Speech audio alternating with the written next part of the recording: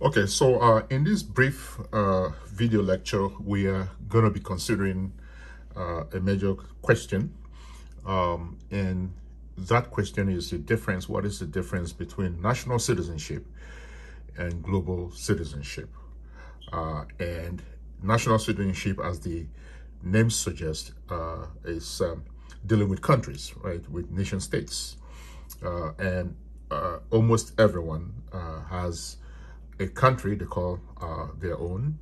They are citizens of that country, and that country is responsible for them, and they are responsible for that country. So everyone essentially has a national citizenship. And when you pose that against global citizenship, we begin to understand the importance. First, of national citizenship. It's important for us. It's important for us to understand the concept of national citizenship, even before we talk about global citizenship.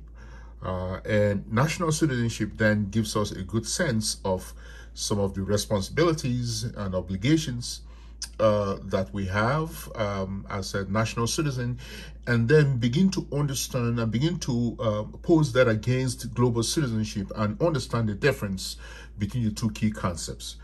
All right, so in this discussion then, that's what we're going to be looking at. What is the difference between national citizenship and global citizenship? Now, let's begin by doing a contrast. On this side, we have national citizenship, and on this side, we have global citizenship. And you begin to see how the contrast, right, the key differences between the two concepts that we have. Now, as I said, everyone has a national citizenship, right? Everyone is a citizen of a country. Now, very few people are stateless, but for the most part, you know, a great majority of people on Earth have citizenship. Some even have more than one citizenship. And so we begin to look at that. Now, the first thing we want to understand is this.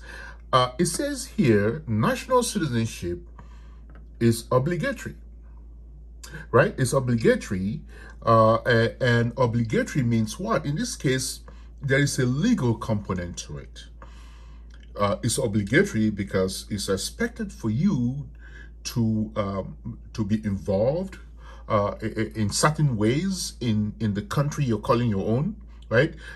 You have no choice. In Canada, as an example, we have no choice but to pay taxes, right? We are obligated to pay taxes. There is no one that says, well, today, this year, I don't feel like paying taxes, so I'm just going to skip.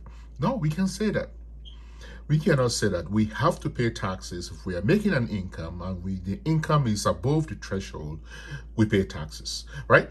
That's obligatory. We are obligated to pay taxes as global citizens, right? So here, let me put here taxes as global citizens. We're obligated to pay.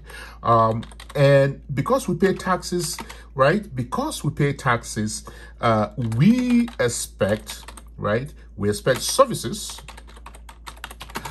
from the government. The government owes us because we pay taxes. We expect services from the government, right? And the government fulfills, if it's a society that is working properly, the government fulfills its responsibility to the people, right? It's a give and take relationship. It's a mutual relationship, a relationship based on expectations on both sides.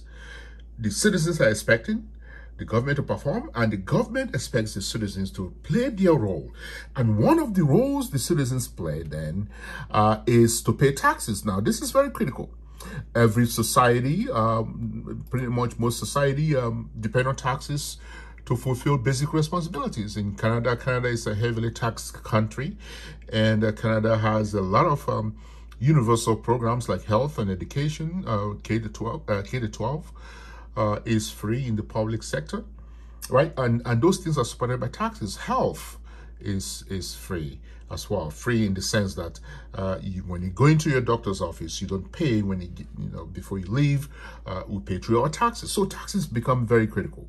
So national citizens are expected to pay taxes to the government, and the government, of course, does this work by providing health, security, safety, welfare programs, infrastructure, and the list is long. So it is obligatory for the most part. So let's put that way. Let's highlight this. It is obligatory. And because it's obligatory, then certain responsibilities have to be fulfilled on both sides. But we can also say it's a shared responsibility, right? It's a shared responsibility. And what does that mean? It means that there is what we call, right? Let me put it here. There is a mutual reciprocation, right? Let's spell it well, reciprocation, right? Between the government and the people. It's mutual. Again, based on understanding. And this relationship then is governed by laws, right? Laws, policies, rules, and expectations, right? Let's say rules, and again, expectations, etc. And this is what makes it special. And this is what makes national citizenship special. And this is why countries take care of their citizens. And when their citizens are in trouble around the world, guess what? They spare no expense. They go out there and get their citizens back as much as possible because they know they are responsible for the citizens. And because they are responsible for the citizens perform their duties. But then, of course, the citizens have the opportunity, please take note, let's put this up, have the opportunity, right, to elect their leaders. The citizens have the opportunity to elect their leaders, right? So who leads the country depends on the citizens, and that's why it's important, right? And that's why it's important for leaders then to perform their responsibility, because there is a measure of accountability. Let me also put that here, a measure of accountability, right, by the leaders, right? The leaders are held accountable by the people, and because they're held accountable by the people, they have no choice. They have to perform their responsibilities. They have to fulfill their end of the bargain, so to speak. This defines national citizenship. It's a relationship based, it's a legal relationship. There is a social contract, right? A social contract, please take note, between the government and the people and the citizens, right? Let's call them citizens and the citizens, a social contract. And that contract sometimes expires when the citizens vote out a particular government, right? Maybe the government hasn't performed, so they vote them out and they vote in the new government, and the new contract is written. Now, it's not a contract that is signed literally, but it's an expectation, right? It's an expectation, an agreement, an understanding that you would do this as a government and we would do this as citizens. Now, let's take a look at on the other side, though. On the other side is global citizenship, and take a look at this word. This is the key word here, students. It is, let's get rid of this. It is voluntary. Global citizenship is voluntary. And that is the intriguing aspect of this concept. People go into global citizenship voluntarily. And nobody forces anyone to go into global citizenship. People see the need to go into global citizenship, to become global citizens because of an experience, right? Let's put that here as well. Because they've had an experience that has motivated them, to make a difference in their communities. To make a difference in their communities, and to ensure, this is communities, and to ensure they're building capacity. To make a difference in their communities and to ensure they are building capacity. And usually that is motivated by empathy. Please take note. This is motivated by empathy. As we said before, empathy is, right, assuming someone else's position, right? Someone else's position. So you put yourself in their place and say, well, if it were me in this position, I wouldn't like it, right? I wouldn't like it. So I would need to change my position, my situation, and you are helping somebody else change their situation because you wouldn't want to be in that situation. You would want a family member to be in that situation. That's empathy. So global citizenship is driven by empathy. Please take note. Is driven by empathy and is driven by experience, right? Is driven by experience. So you have an experience and you don't like that experience, or you like that experience and you want to replicate it, or you don't like that experience, you want to change it. Nevertheless, this experience is based on experience either way. And that experience then motivates global citizenship. And empathy also goes hand in hand with experience and motivates global citizenship as well, because you have empathy for people and you want to change their condition, right? So this is very important for us to understand. What drives global citizenship? What drives global citizenship? So global citizenship then is voluntary. It's voluntary. On the other hand, national citizenship is not. It's obligatory. You can get out of this anytime, although there's really no reason to get out of it because you're helping humanity. You can't get out of this. You get in prison. There are consequences for that. Very critical differences between the two. All right, let's move on and take a look at additional differences between the two. So here we say global citizenship, national citizenship is reciprocal, meaning we expect a return from government, right? We talked about it briefly. It's reciprocal, so you get a return from the government. And if you don't get a return from the government, you can go to the government and say, what happened? Why haven't you fulfilled your responsibility? And that's why we see demonstrations in countries around the world. Today, we have demonstrations in countries in Asia, demonstrations we have in North America. Last year, 2020, over the death of George Floyd, the people are saying government is not doing enough. The authority is not doing enough to check excesses, etc., etc. That's reciprocal, right? You have to be engaged in a two-way dialogue. So we expect that in national citizenship, but in global citizenship, students, it is not reciprocal. That means you don't expect anything back from anyone, really, because your allegiance is to humanity. It's not to the government of Canada or the government of the United States. It's not to the British government. It's to the government of humanity, if there's such thing as the government of humanity. That's what you're working for, right? So it's aspirational. That means that people aspire to be global citizens, right? Global citizens because they want to have an impact on the world. They aspire to have an impact on the world. And not just aspire, but actually take action to have an impact on the world, right?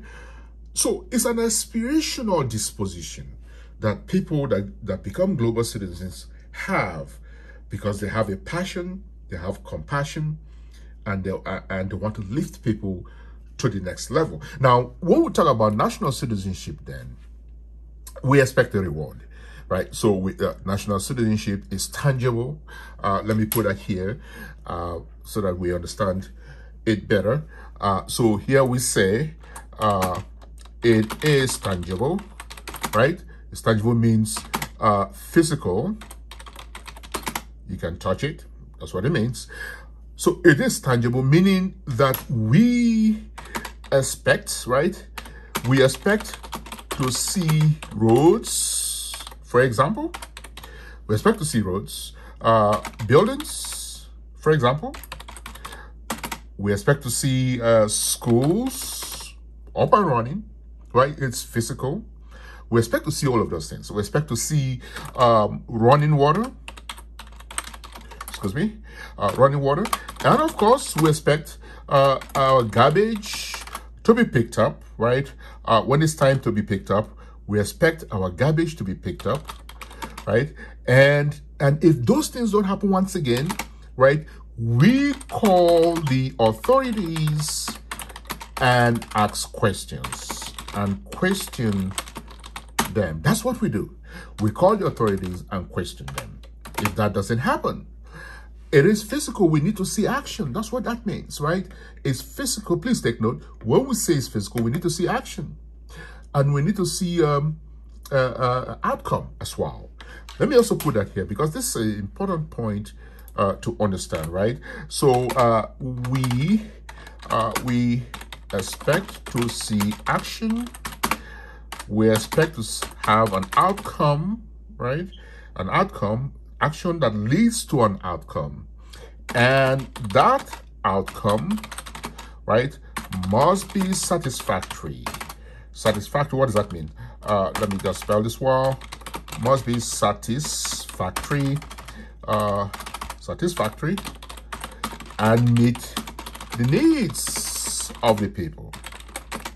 Right? So it has to be satisfactory and meet the needs of the people. And that is how governments are assessed. That's how their work is assessed. Have you met the test? Have you served your people? Have you done your part? And so forth. This is the evidence they put out there to convince the people that yes, we are working hard for you, etc. And the people need to see that. But on this side, then, there is no physical reward, none whatsoever. Nobody rewards a global citizen, right? No one rewards a global citizen and say, you have done well, you're a global citizen now, so here's your reward. It doesn't work that way. And that's why we say it's aspirational here. And that's why we said earlier that it's voluntary. And you go into it voluntarily. Now, when you volunteer at the local soup kitchen, you don't expect the organization to come and give you money. Now, they give you money, that's fine. But most people don't expect that, right? They volunteer their time. They take time off and go to the soup kitchen and volunteer, and don't expect a reward. Maybe a thank you from the people there, yes, but you don't expect a reward, right, etc. So it is a selfless effort. Please take note, right? So global citizenship, let's put that here as well, is a selfless, right, selfless endeavor. It's a selfless endeavor, right? And we go into it willingly. It's a selfless endeavor with inner satisfaction. The satisfaction you have from being a global citizen, this is satisfaction, is within, right? With an inner satisfaction is within the individual. And the individual will have that inner satisfaction, which to some is better than money, is better than being paid, is better than physical reward and so forth, because they have the satisfaction that they have helped humanity move to the next level. They've helped somebody change their lives for the better. They've helped somebody get a job, somebody overcome obstacles, you know, the marginalized people, you know, having their voice heard and so forth. There's a certain satisfaction that comes with that. And for those that are involved in global citizenship, that's the motivation here, right here. Please take note. It's a selfless endeavor. It comes with an inner satisfaction, right? And the satisfaction then it's about, right, about building capacity, right? Building capacity in a community. You're building capacity in a community. And what does capacity mean? It means you're giving people the resources, the knowledge, the wherewithal to be on their own, to be self-sufficient. This is a very critical word when we talk about global citizenship. Please take note. Capacity is a very critical word. Why is that? Because the more capacity you have, the more independent you are. As an individual, as a society, as a country, you have to achieve capacity. Now, people go to school to get capacity, right? You go to school, you study, you obtain your degree, and the next thing, not too many people get their degrees and go back to their parents' basement. They get their degrees, they go out there, they get a job, and they work, and they start paying the bills. That's capacity. That's self-sufficiency. That's independence. You're now on your own. We have that at individual level. Societies have capacity as well, some more than the others, but nevertheless capacity. Countries have capacity. Canada has capacity, lots of capacity. Now, we saw that with the COVID-19 pandemic, where the government was helping the citizens that have lost their jobs. pay money to them, and they pay money to employers to pay wages and so forth, subsidies here and there. That's capacity. Not every country can afford to do that, right? And that is what we need. And that's what global citizens work towards, to build capacity. That way, people around the world have self-sufficiency. They have sufficiency. And if they have self-sufficiency, they will not bother anyone. They will not have somebody else get that self-sufficiency as well, right? And they will not be dependent on anyone. And that's what we need. And that is the role of global citizens. Don't expect reward. No monetary reward. Inner satisfaction. This is the motivation for global citizens. Selfless endeavor. And comes with, again, inner satisfaction by building community and building capacity. And that is the critical difference between the two concepts of national citizenship and global citizenship. All right, so let's take a look at the last point here. In terms of the difference between the two, here we are looking at has privileges. National citizenship has privileges and recognizable rights.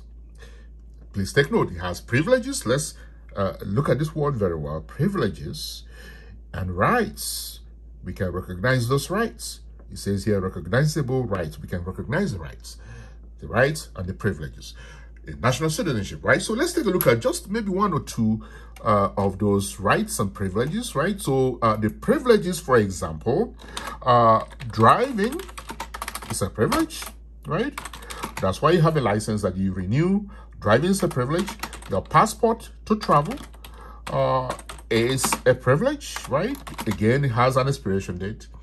And you go in and you get your passport. You have to meet certain conditions to get your passport. You pay for it, but you're renting that passport for 10 years, 5 years. You go and renew after, the time has expired. The same thing with driver's license, right? So these are privileges. They are privileges, right? And the government bestows those privileges on its citizens, and you can take them back. But the rights cannot be taken back. Cannot be taken away, right? Because these are your rights. And for example, education is not a privilege. Although some people see it as a privilege, it's not a privilege, it's a right. Everyone has a right to education. Everyone. And that's why in Canada it's free. From K to grade 12 is free. Right? It's free because they know that it's a fundamental right of everyone, every citizen, to have an education. At least up to high school. And even when you go beyond high school, there are resources out there to support you to get through college. Because of the importance of education, and because we know that it is a right, and it is the vehicle for social mobility. Education, that is, right? So education is a right. Life is a right. This is life, is a right, right? The right to vote, right? You have the right to vote. If you've met all the conditions, you have the right to vote. You go in there and vote and choose your leaders, etc. Right? The right to work. Again, freedom of speech. We have all of those opportunities in this country. So when we talk about privileges and rights, we are talking about some of these rights that we have as citizens, right? And these rights cannot be taken away from us. Our life cannot be taken away from us unjustly, right? There will be consequences. If somebody takes away your right to vote, there will be consequences, right? If somebody takes away education from you, there will be consequences. And that's what we mean. Now, on the other side, there are no privileges or rights, no legal status. It says here, however, some recognition by regional bodies. So you don't have the privileges that we have on the side here. We don't have such privileges. And that's because there is no country here. Please take note, right? So global citizens don't have a country. There is no governing body, although we should say here that organizations like ECOWAS is Economic Community of West African States.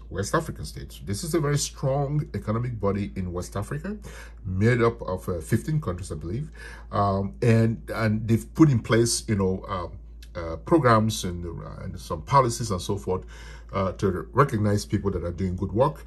But by and large, it's a work that is not recognized. And again, the reward is inner satisfaction, right? So when we look at global citizenship and put it within the context of national citizenship, we begin to understand the difference, the key fundamental difference between the two ideas, right? Between two ideas. So again, as we look at this one last time, obligatory on this side, voluntary on this side. Obligatory, and these are some of the responsibilities here. Voluntary because it's based on experience, it's based on empathy. On the other side, then we say it's reciprocal, right? Meaning we expect to return. This is aspirational. We don't expect to return. We aspire to help people get to the next level. We expect a reward here, and it is physical, it is material, it is tangible. We can see it, etc. The roads, the schools, the running water, etc. If those things don't happen, we hold the government responsible. And if we don't pay our taxes, the government comes after us. On this side, there's no physical reward, as inner satisfaction, selfless endeavor. And again, we build capacity to make sure that people have self-sufficiency. Finally, then we take a look at this as privileges and rights on this side. No privileges, no rights on this side, because there is no government involved here. So we begin to understand the key differences between these two ideas to give us a better understanding of our responsibilities as citizens, but also of our responsibilities as global citizens as well. All right, so thank you for watching this video. Thank you.